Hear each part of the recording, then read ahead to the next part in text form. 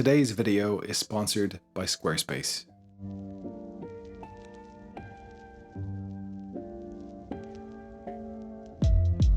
Welcome to Framelines. My name is Shane Taylor. I'm an Irish street photographer living in London. And in this episode, we're going to talk about documentaries about street photography.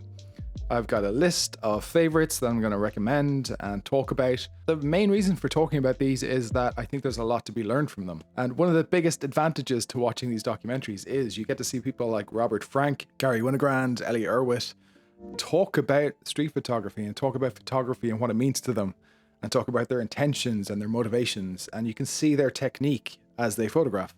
So I think it's a great way to spend your time. I'm going to list some of my favorites and we'll get into that in a sec. First of all, I just want to quickly mention Framelines magazine. This is a project that myself and Josh are working on. We're on issue 2 right now. This is issue 1. It's available. If you want to find out more about it, you can go to frame-lines.com. It's got work for myself and Josh and 5 featured photographers. It's an ongoing project with us, so check it out. Also, I want to quickly mention Street Cops by Joe Friedman. In the late 1970s, Joe Friedman embedded with the New York City Police Department, photographing on the front lines as they responded to some of the worst crime the city has ever seen. In her previous documentary work, she had covered the Vietnam protests and she had experienced the subsequent police response to those protests.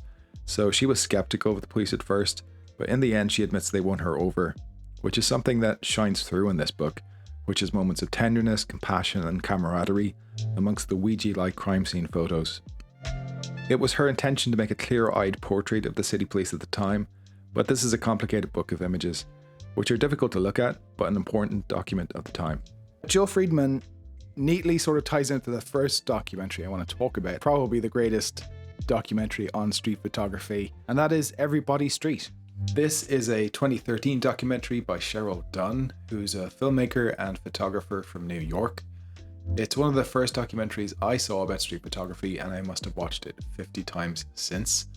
It's full of really great insights from photographers Jill Friedman, Bruce Gilden, Joel Merowitz, Mary-Ellen Mark, Jeff Mermelstein, Martha Cooper, Jamil Shabazz, and a ton more. It's so well edited with really beautiful footage that captures a visceral sense of New York.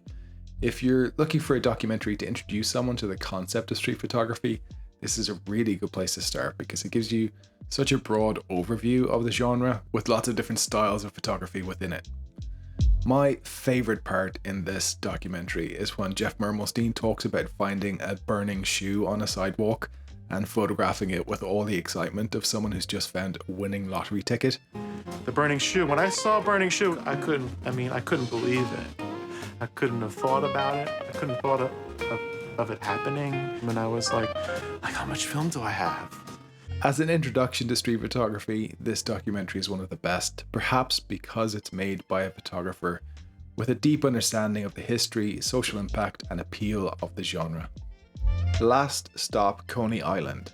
This is a 2019 documentary by British filmmaker Andy Dunn and details the extraordinary life of American photographer Harold Feinstein. You've been given an assignment to photograph this life in any way that you choose. This is a wonderful documentary about Harold's photography and his life's philosophy, which goes into how he got started in the 1940s as a teenager and took these incredible photos right here, and even exhibited at MoMA at just 19 years old. It follows his life through the Korean War, the 1960s jazz scene, and his obsession with photographing life on Coney Island. A master of black and white photography, he was exhibited with contemporaries Garry Winogrand and Saul Leiter in the 50s and was regarded by Howard Greenberg as occupying high ground in the pantheon of street photography.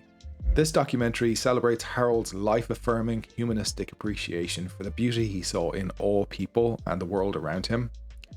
It's only available to watch in theaters at the moment, unfortunately, so look out for screenings near you. Fill the Frame. Fill the Frame is a 2020 documentary by Tim Hune. It's one of the few films in this list about contemporary street photography and features Jonathan Higbee, Melissa Brer, Melissa O'Shaughnessy, Richard Sandler and many more. Melissa Brer wrote for our first issue of Framelines magazine, so it's great to see her pop up in this documentary with her usual keen insights into street photography as a practice. This doc, like Everybody Street, is another great introduction to street photography. It's filled with beautiful images and interesting anecdotes, and watching this really made me want to just grab my camera and get out there and start shooting. Next up is Martha, A Picture Story. This is a 2020 film by Selena Miles. If you liked Martha Cooper's segments in Everybody Street, then this is a deeper dive into her background and her work, which goes into the story behind her now famous photo book Subway Art, which in the 70s was a commercial failure, but then 20 years later became one of the biggest selling photo books of all time.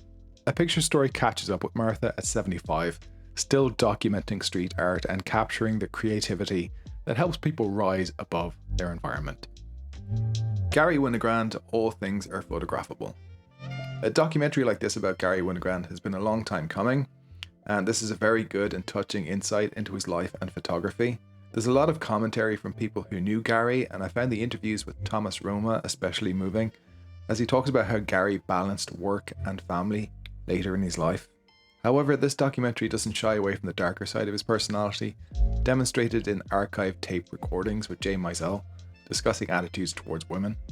Overall, it's a well-researched look at one of the greatest and most prolific street photographers of all time.